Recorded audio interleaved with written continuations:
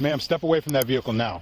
But it's my car. I'm just putting my groceries We away. got a report about someone breaking into cars, and you match the description exactly. Keep your hands where I can see them. Why are you treating me like this? I haven't done Don't argue. This car doesn't look like it belongs to you. I am a judge.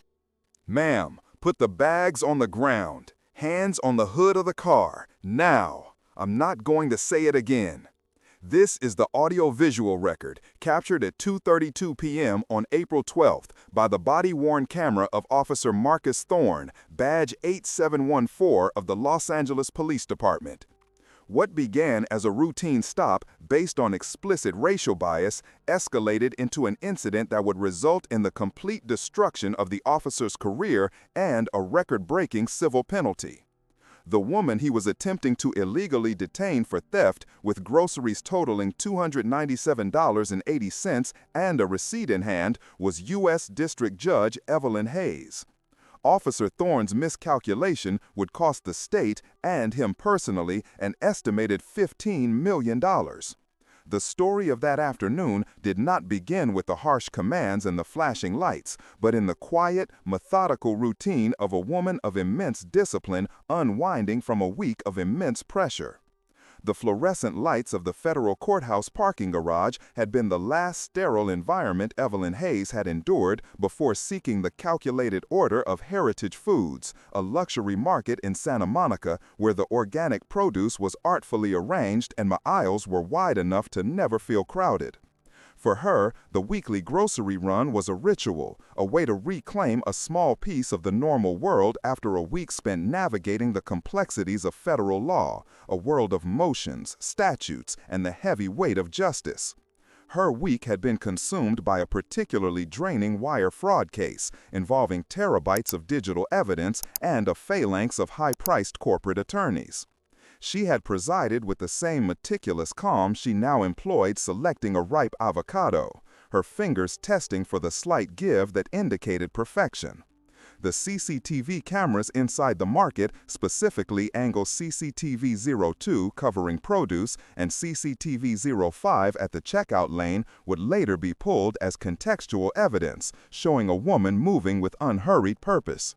She greeted the butcher by name, discussed the merits of different olive oils with a stock boy, and paid with an American Express card bearing the name The Honorable Evelyn Hayes.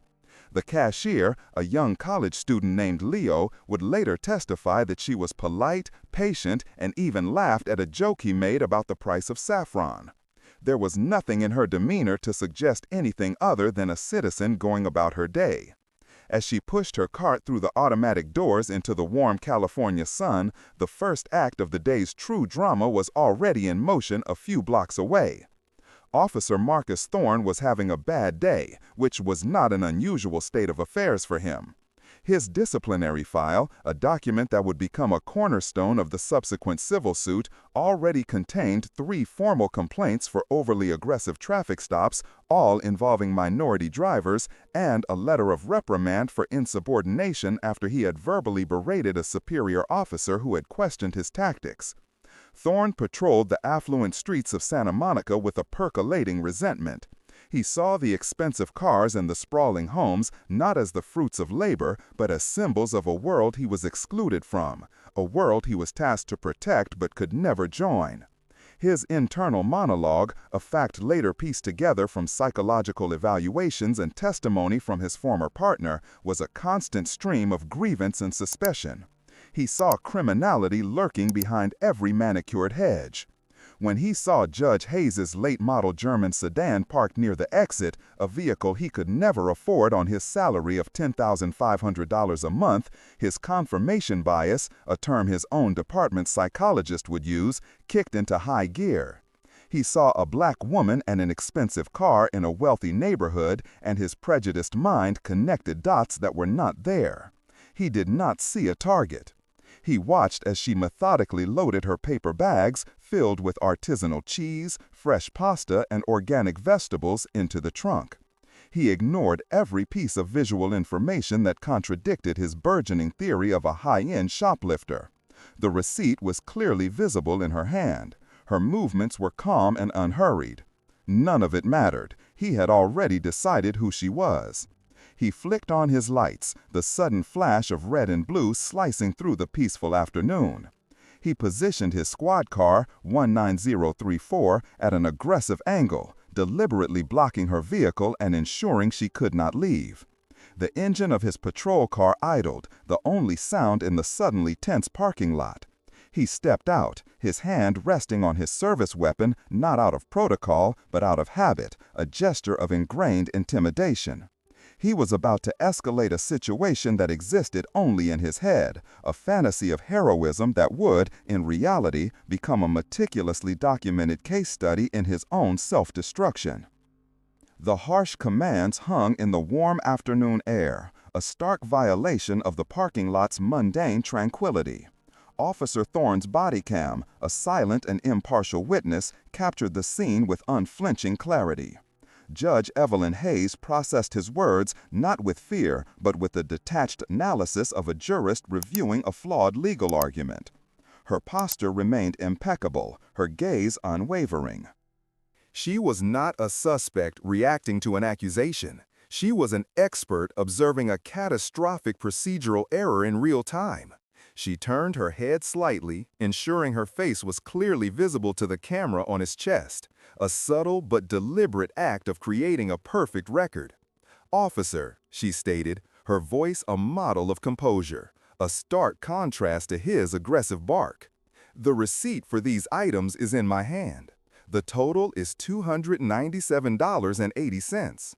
I paid with my American Express card approximately 4 minutes ago. We can walk back inside and speak with the cashier, Leo, who can verify my legal purchase."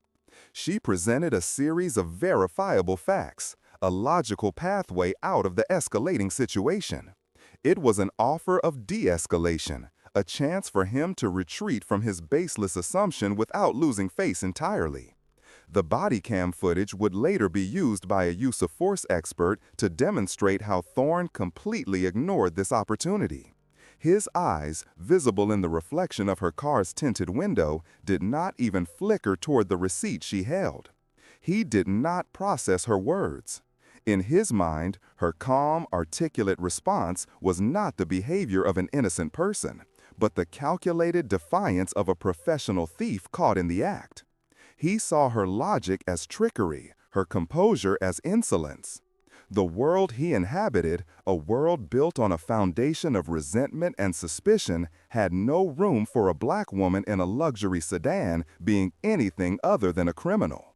He took another step forward, his hand dropping to rest on his holstered weapon, a gesture of pure intimidation. "Enough talk," he repeated, his voice low and menacing. "I gave you a lawful order. You are being detained." His refusal to engage with the evidence was absolute. He had created a narrative in his head, and he would now use the force of his badge to make the world conform to it, a decision that was cementing his own destruction with every passing second. The metallic click of Thorne unholstering his handcuffs was the only sound that broke the tense silence. It was a definitive, irrevocable action, the sound of a disastrous choice being locked into place. Judge Hayes recognized it immediately. The moment for reasoning had passed. The encounter had now crossed a legal Rubicon, transitioning from a deeply flawed investigatory stop into an active and illegal deprivation of civil rights. The expression on her face hardened, the last vestiges of professional patience evaporating, replaced by the cold, flinty authority of the federal bench. She stood her ground, her feet planted firmly on the asphalt, a silent refusal to be intimidated. "Officer Marcus Thorne, badge number 7814, she began, her voice devoid of any emotion except for a chilling certainty. Her use of his full name and badge number, information she had calmly clocked the moment he stepped from his vehicle, was a clear signal that this was no longer an informal interaction. "I am now formally advising you on this permanent audiovisual record that you are proceeding with an unlawful arrest. You have willfully ignored clear and present exculpatory evidence. You have failed to establish probable cause. You are therefore acting outside the color of law. I demand that you cease this action immediately and summon your watch commander to this location."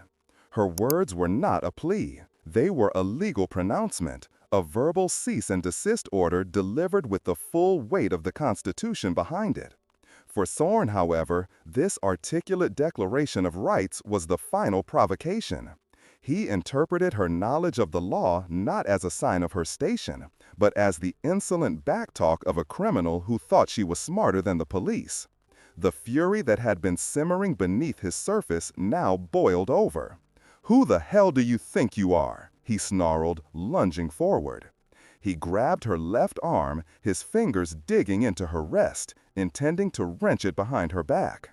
The physical contact was a grave miscalculation, an assault that would be replayed countless times in courtrooms and hearing rooms, the single act that would cost him his freedom and his future. What would you do if you were in Dr. Hayes' position? Leave a comment and don't forget to like the video to support justice.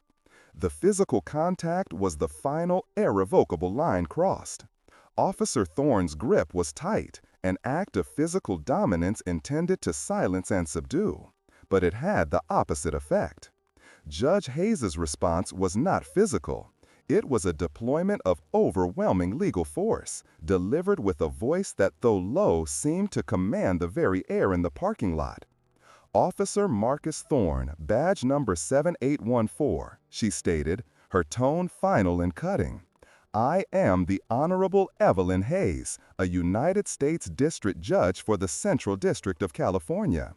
You are, at this exact moment and on permanent audiovisual record, committing the crimes of abuse of authority, deprivation of rights under color of law, and racial profiling against a federal magistrate.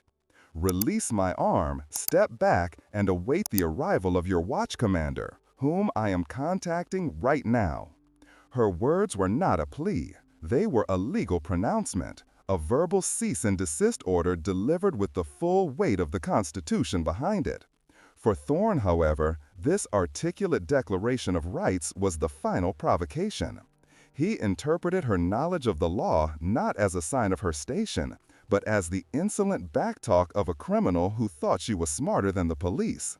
The fury that had been simmering beneath his surface now boiled over.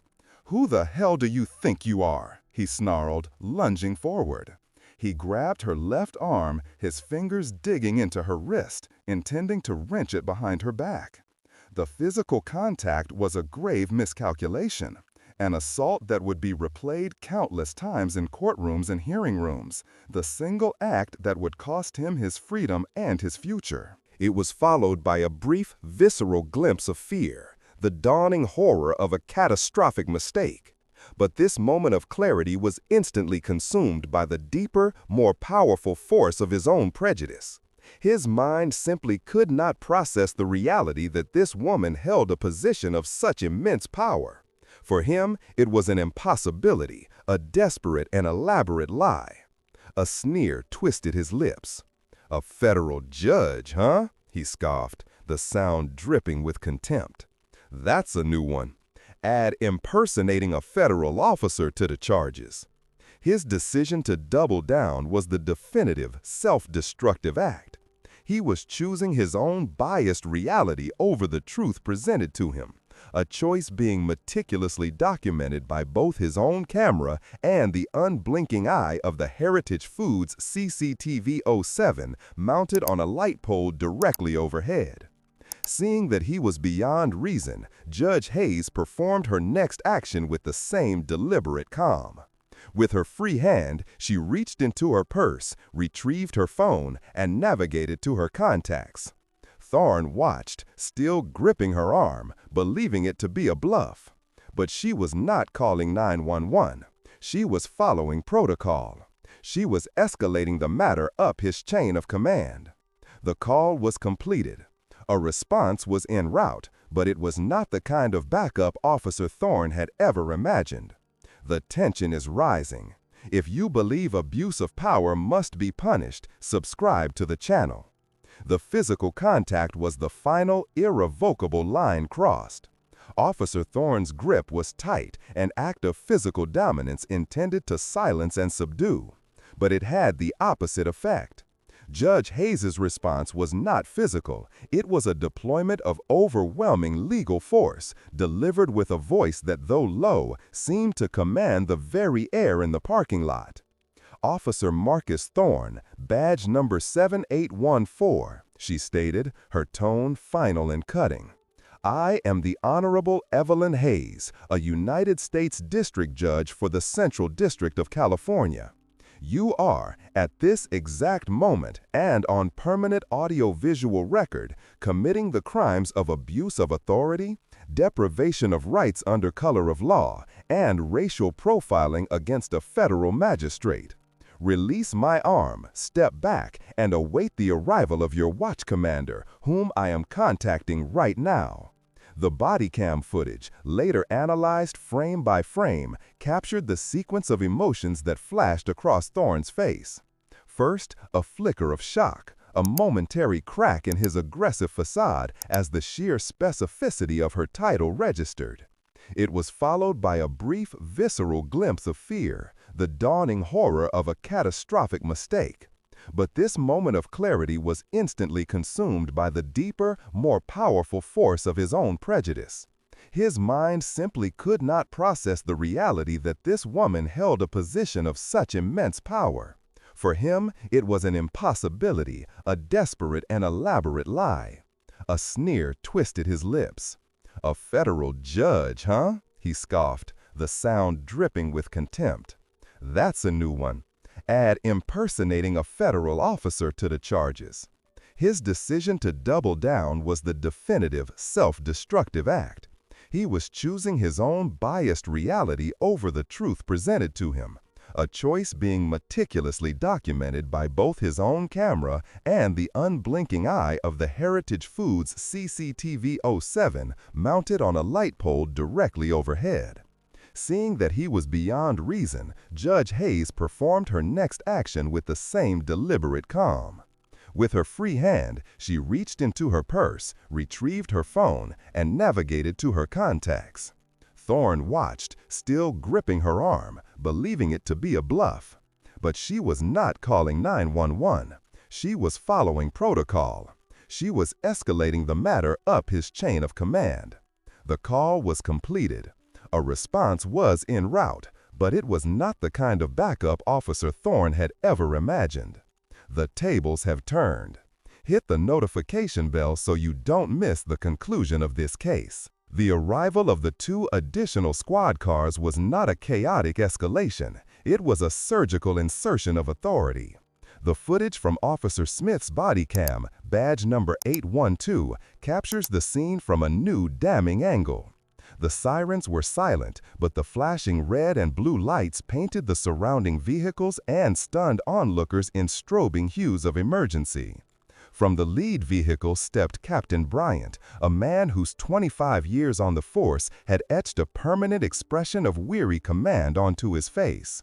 He moved with an unhurried, deliberate pace, his eyes scanning the scene not for threats, but for a hierarchy he already understood. He did not look at Officer Thorne. In the ecosystem of law enforcement, being ignored by a superior in a crisis is a more profound condemnation than any shouted reprimand. Thorne, still standing near Judge Hayes's car, became invisible, a ghost in his own catastrophe. Bryant's entire focus, his entire being, was directed at the woman his officer had accosted. He stopped a respectful 5 feet away, his posture a stark contrast to Thorne's aggressive stance. There was a slight, almost imperceptible dip of his head, a gesture of deference that was both professional and deeply personal. The audio from Smith's camera is crystal clear. "Judge Hayes," he said, his voice devoid of surprise, filled only with a grim recognition. "I am Captain Bryant. I received your call. I apologize sincerely for this situation. Are you unharmed?" The words, delivered with absolute deference, were the public validation that shattered Thorne's reality.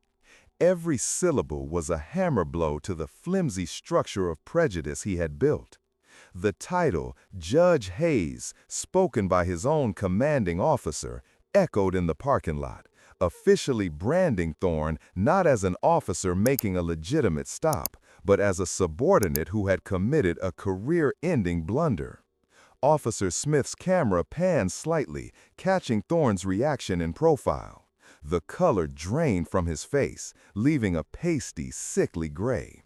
His mouth hung slightly agape, his eyes wide with the dawning, horrific understanding of the magnitude of his mistake. He had not just stopped a citizen, he had assaulted a pillar of the very legal system he was sworn to uphold. Judge Hayes, her composure as unflinching as ever, replied with the precision of a legal brief. "Captain," she stated, her voice steady, "your officer refused to verify my receipt, illegally detained me without probable cause, and when I identified myself and stated my rights, he physically assaulted me. It is all on his body-worn camera, as well as this market's external surveillance." She did not raise her voice. She did not need to. She was simply listing the charges for the indictment that was already forming in everyone's mind. Captain Bryant absorbed her statement with a slow nod, his gaze finally shifting to Marcus Thorne. The change in his expression was terrifying in its subtlety. The professional respect he had shown the judge vanished, replaced by a glacial fury, a contempt so profound it seemed to lower the temperature around him. He took 2 steps toward Thorne, who visibly flinched, a predator suddenly finding himself the prey. The captain's voice, when he spoke, was low, stripped of all emotion except for the cold, hard edge of administrative finality. "Thorne," he commanded, the name now an accusation. "Surrender your service weapon and your badge. Place them on the hood of your unit. Now." The order was a public stripping of identity. The body cam of Officer Smith zoomed slightly, capturing the tremor in Thorne's hands as he unholstered his Glock 19, the weapon that had given him a sense of power just moments before, and placed it on the car with a dull metallic thud. He then reached for his badge, his fingers fumbling with the clip. The silver shield, badge 7814, the symbol of his authority, came loose in his hand. He placed it next to the gun, a small monument to his own destruction. The wider angle from the Heritage Foods CCTV 07 showed the scene in its entirety. A circle of uniformed officers, a disgraced man disarming himself, and a composed woman watching, a silent arbiter of his fate. "You are relieved of duty, effective immediately," Bryant continued, his voice relentless. "You will wait in the passenger seat of your vehicle. You will not speak. You will not touch the radio. Detectives from the Internal Affairs Division are en route. Your union representative has been notified. You are now the subject of a criminal investigation." Each sentence was a nail in the coffin of Thorne's career. He was no longer an officer. He was a suspect, a piece of evidence. The public humiliation was absolute, witnessed by his colleagues, captured on multiple cameras, and observed by a growing crowd of shoppers whose cell phones were now raised, recording the downfall. As Thorne, a hollowed-out shell of a man, shuffled to his patrol car and sat in the passenger seat, a prisoner in his own domain, Captain Bryant turned back to Judge Hayes.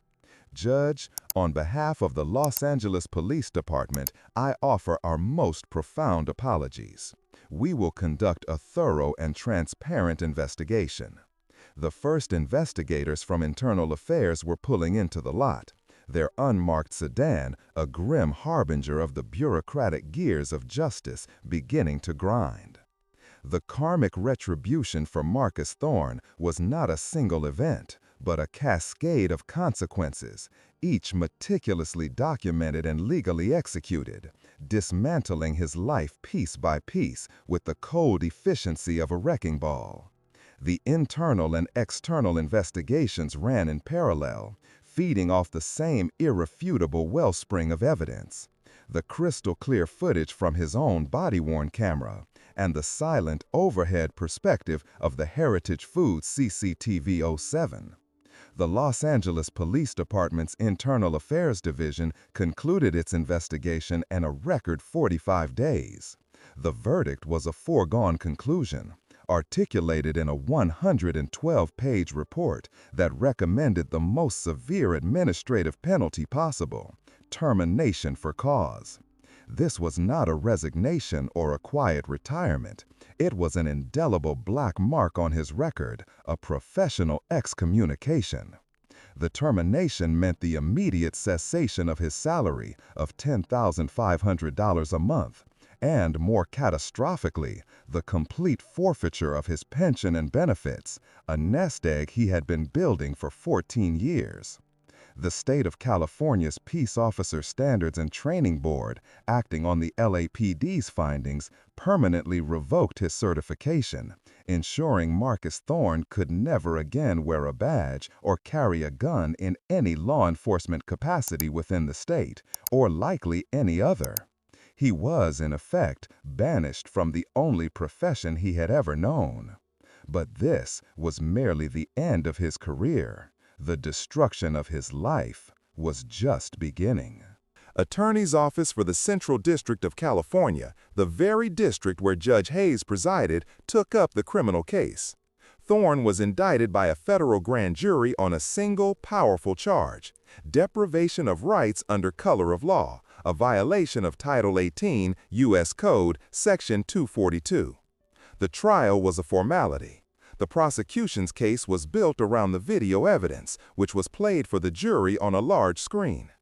Thorne's own words, his own actions, his sneering contempt became the prosecution's most eloquent witnesses.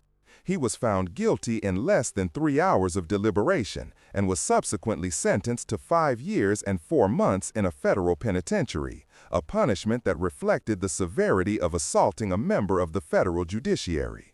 Simultaneously, the civil proceedings unfolded with devastating financial impact. Judge Evelyn Hayes filed a civil rights lawsuit against the city of Los Angeles, not for personal enrichment, but to establish a precedent. The city's attorneys, faced with the damning video evidence and the prospect of a lengthy, high-profile public trial presided over by one of Judge Hayes' colleagues, immediately sought to settle. The final settlement amount was a staggering $15 million. This figure, meticulously calculated, included compensatory damages for emotional distress and unlawful detainment, but the bulk of it consisted of punitive damages, designed specifically to punish the department for its failure to discipline Thorne despite his history and to deter any future officer from similar conduct. The city paid, but the financial consequences did not end there. The city of Los Angeles then exercised its right of subrogation, a legal maneuver allowing it to sue its own former employee to recoup the damages paid due to his gross negligence and willful misconduct. The court found in the city's favor, saddling Marcus Thorne with a personal, non-dischargeable debt of $15 million. His assets, including his modest home and savings, were seized, liquidating to a mere fraction of what he owed. His projected lifetime loss of income, factoring in his salary and forfeited pension, was calculated to be over $3.5 million. Added to his debt, he was left with a negative net worth of nearly $18 million, a state of permanent insolvency from which he could never recover. While Thorne sat in a federal prison cell, his life reduced to a balance sheet of ruin, Judge Evelyn Hayes continued her life of service. The following Monday, she was back on the bench, presiding over a complex patent dispute with the same unassailable calm and meticulous attention to detail she had displayed in the parking lot. Her authority had not been diminished. It had been tested and proven absolute. The 18-minute incident, born from the baseless arrogance and deep-seated prejudice of one man, had culminated in his complete professional, legal, and financial annihilation.